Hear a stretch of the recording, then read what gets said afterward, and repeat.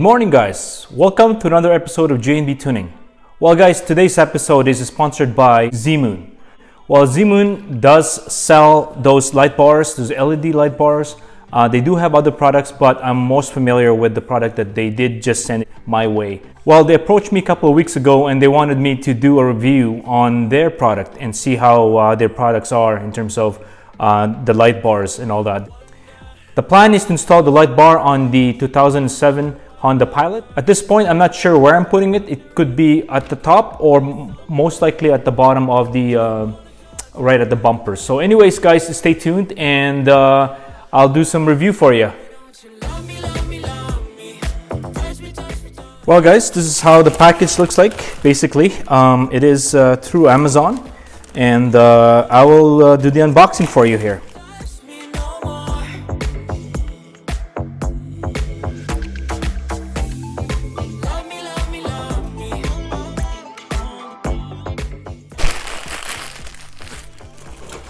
It's a very nice package or box. It says LED light bar, Zmoon. This is for most likely an SUV or some sort. And let's give it a look here and see what's inside basically here. So right at the top, we got our wiring.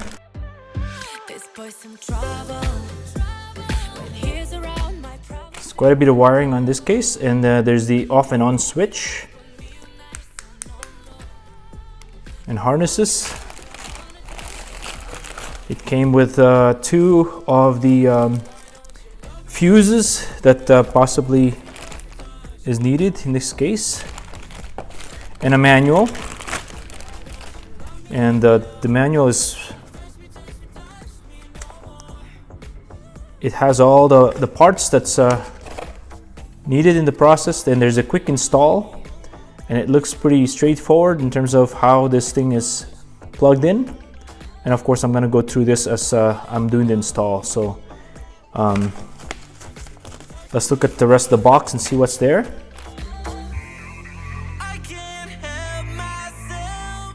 Oh, there's they're individually wrapped with the bubble wrap.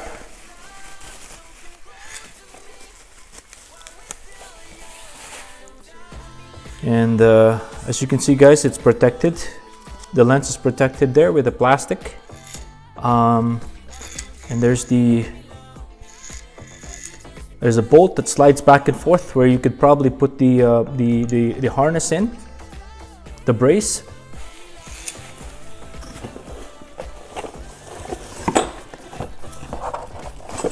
Here's the other one. Oh, strangely enough, this one didn't have any cover on. Oh, there is. It's just that the cover on this one is a see-through versus the other one isn't see-through. So I don't know. Maybe I don't know if that's by design, but anyways, it looks like a little different there in terms of how that protection is. Overall, as long as it does work in the process, I don't really care so much on that. So in terms of the other hardware that came with the product, now we got the brace. Oh, there's another one in there. Okay, I thought I was missing the other pair. So the other one is over here.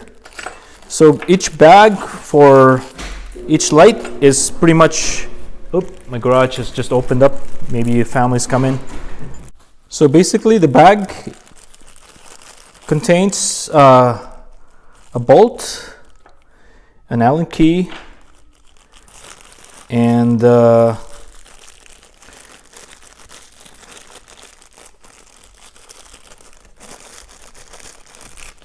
we have a washer for this bolt over here and the actual nut that goes with it. And then this two here most likely will be situated on the brace itself. That would then,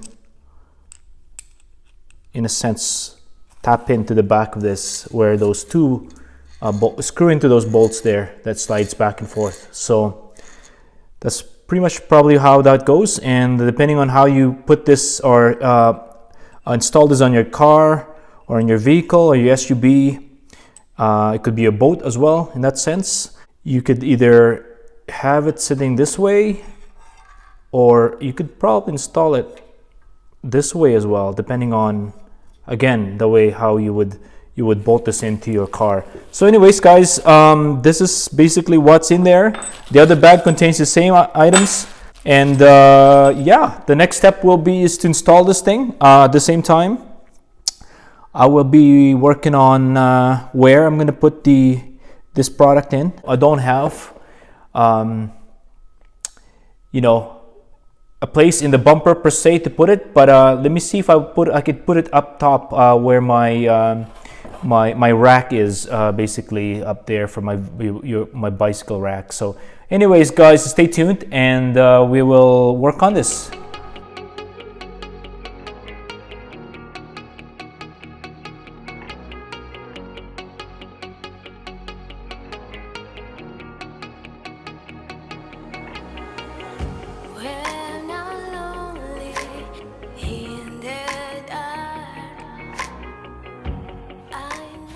Well, sorry for the delay on installation for this lights from Zmoon. It's been pretty busy here in the past few months, and yeah, I didn't have the chance to truly put this together. And today I'll be tackling this and try to install it on the Honda Pilot.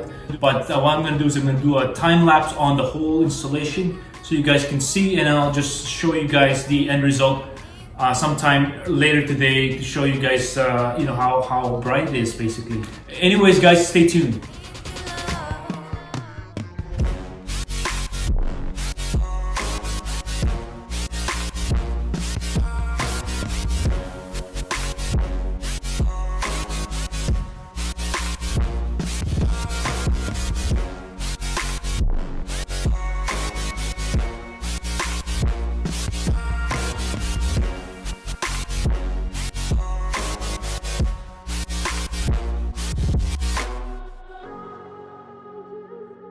I was thinking about getting the light bar up there on the top bar of the car, but I realized that the wiring is actually too short in the process. So what I'm going to do is I'm actually going to try and install the light bar right at the bottom here at the grill. So I'm going to take the grill out, affix the actual lights on it, and then work my way from there. So anyways, guys, stay tuned.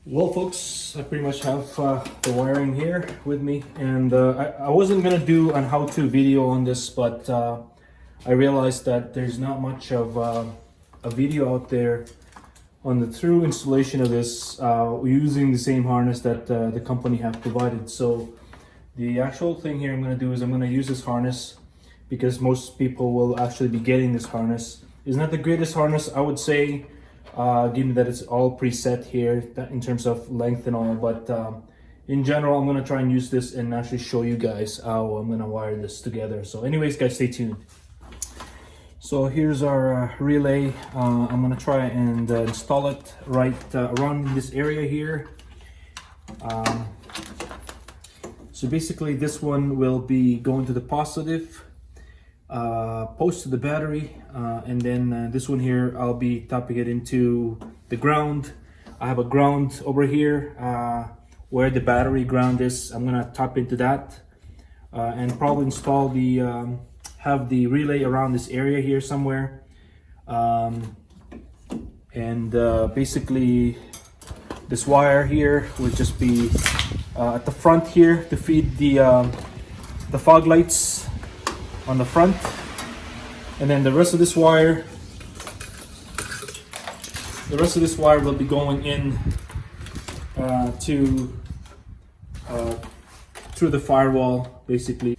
I might have to go out to get some connectors here to connect to the light itself at this point, and try to see if I could heat shrink it or a way to seal it so that way no water get in there. So anyways guys, that's the plan here. Stay tuned.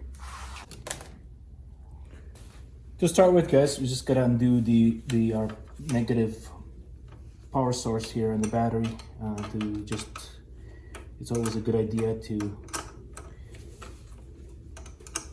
prevent any spark or any issue here when we're working on the car itself. So it's a good idea to just take that out for now. And then what we'll do here is work on the grounds.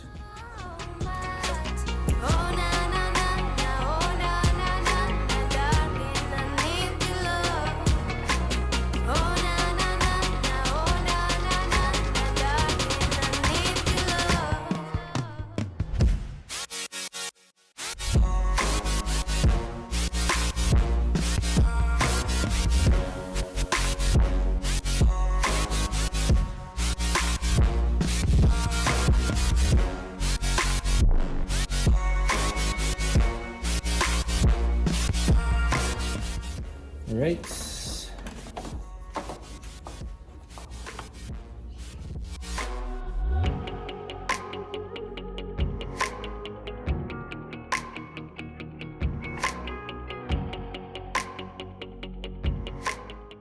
Probably situate this relay over here somewhere.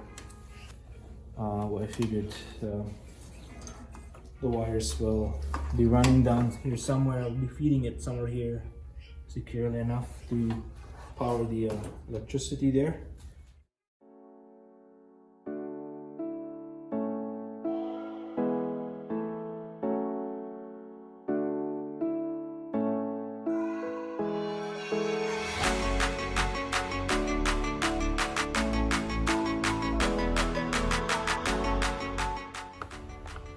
I'll secure everything in nicely once everything is done for sure.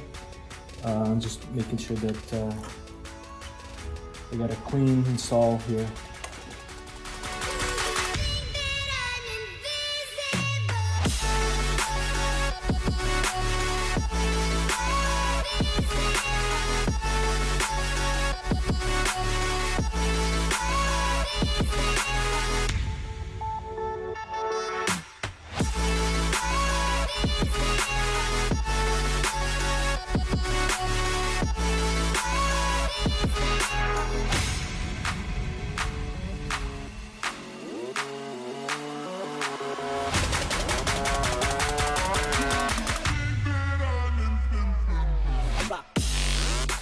Well folks, I just temporarily hooked up everything here. I just wanted to make sure that this lights actually work before I start working on it even further.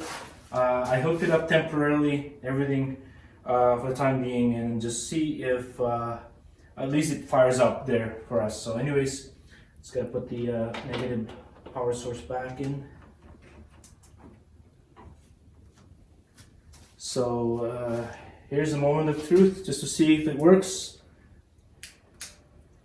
Oh, nice. Well, as you see guys, that's pretty nice. They do work. So at least we know for sure that the wiring and the actual light itself do work. And let's try and turn it off here. Nice. Nice. Beauty. Well folks, just getting back from the store. Got a few goodies with me here. So basically what I ended up doing is getting one of this. Basically this is a fuse stop that I'll be putting in there to get the power in. I realized that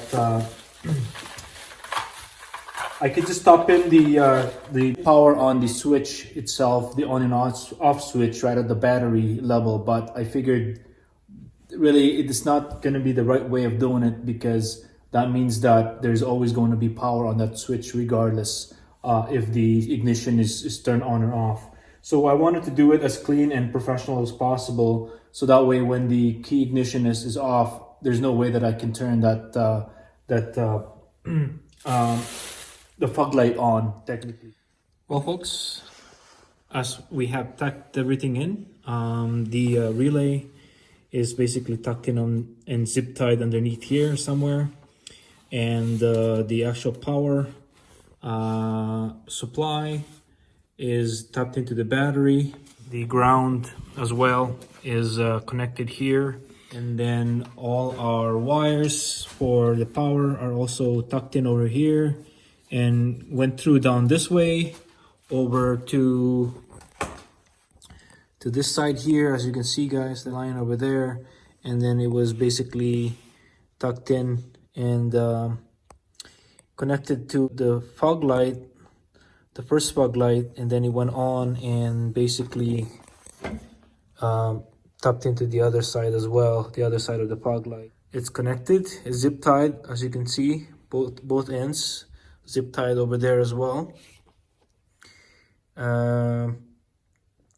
And then it's just basically tucked in over underneath here, so it stays clean and away from any water or so. So anyways, guys, that's how it's done. And then of course the rest of the switch power is fished in all the way to the inside of the car. I don't know if you guys can see the actual wire right there. So that's where I tapped in through the firewall, and then it went into the inside panel there for the fuse. Well, folks, what I end up doing here is that I figured to put in a better and more cleaner installation in the process. I was able to put through this connections here. Basically, we got the positive power that will be connected to the fuse box, and the black one for ground. So what I'm going to be doing here, guys, is that you know, here's the switch basically that will be placed somewhere in the dashboard. So in the process of powering the switch, like I said, I'll be tapping through the fuse box there with the use of this fuse tap. So removing one of the fuses into the box there basically, and piggybacking through that using this one. So one thing I forgot to mention, guys, is that using this fuse tap, basically I'll have to cut this out in the process and join this together. Well, ladies and gentlemen, this is the fuse box technically here, as you guys see. Basically the diagram here shows that I'll be needing something around the 10 amp power, so I might tap into the daylight savings, daytime running light, or possibly some of the lighting fuses here, because that one for sure I could tell that something I could tap into. You don't really want to tap into anything that is that basically powers any of the functionality of the car or the engine itself. You don't want to be mocking up anything on the ECU in the process. So anyways, guys, the fuse box is basically right there, so that's where I'm going to be tapping into in the process. So anyways, so folks, firstly, what I did was to figure out which fuse I'll be using here. Most likely I'll be using the 10 amp for the backlight, because that one is not so critical, because it's just basically for the backlight and some of the interior lighting of the car. So I took this third one over here. In the process, I also made sure that I checked to make sure that the fuse that I'm actually using is only powered on when the ignition is on as well. And if the ignition is not on, then there shouldn't be power at all. So I did test it by basically figuring out which one is in that case. So the next step would be is to check now with the ignition on to see which one is the hot side versus the non-hot side. So I'll show you guys how that's done.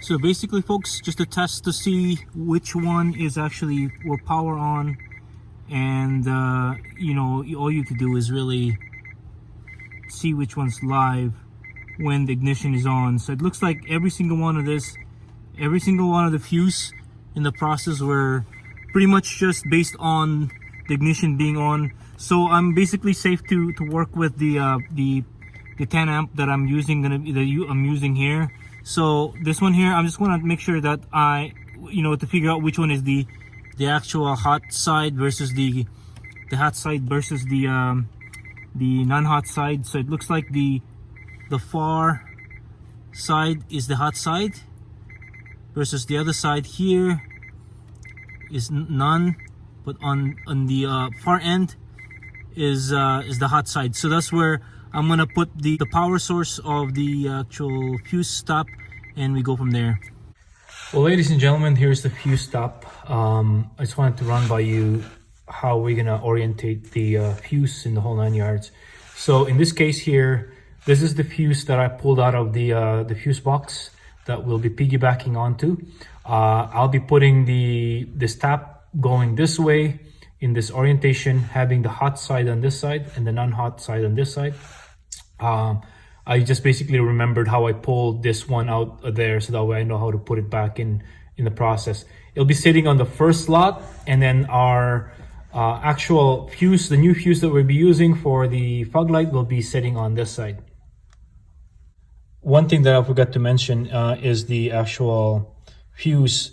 This is a 10 amp is what we are piggybacking onto. Make sure that your fuse that you're putting for the fuse box, for the fog light, make sure that that is lower amperage than the actual one that we're piggybacking onto. So I'm actually, what I have here, I'll be putting a 7.5 amp in this side here. Well, folks, it's all connected now. The fuse top has been in place, and the wires have been tucked in nicely. So anyways, well, folks, we're pretty much done here. I'm just testing the new fog light. So right now, basically, my headlights are on, and here how it looks like before and after in terms of the fog light. And so I turn on the fog light and see how strong this baby is at this point. Wow, quite a big difference. That's with a fog light. That's amazing. That's pretty bright, that's for sure. Of course, the video doesn't do justice on how it looks like, but that's pretty strong, that's for sure. If you can see, that's how strong it is technically. I'm pretty happy with the way it looks, the way it actually add light to my my vehicle here. That is super strong. That's just my headlight without the fog light, as you can see, guys. And this is with the fog light. Huge difference, guys. Again, guys, that's with the fog light right here. Oh, it's without the fog light. That's really nice and bright, and I really love the way it looks as well with the pilot. Perfect, the spot where I actually put it. The angle on the fog light as well is perfect. It's not, it's a bit tilted down, so it doesn't blind anybody in the process. So I could probably use this in a day-to-day basis, that's for sure. Anyways, guys, I hope you enjoyed the video, and I hope that this is also informational for you. going forward. So again, if you like this video, please hit the thumbs up and don't forget to subscribe as well, and appreciate it.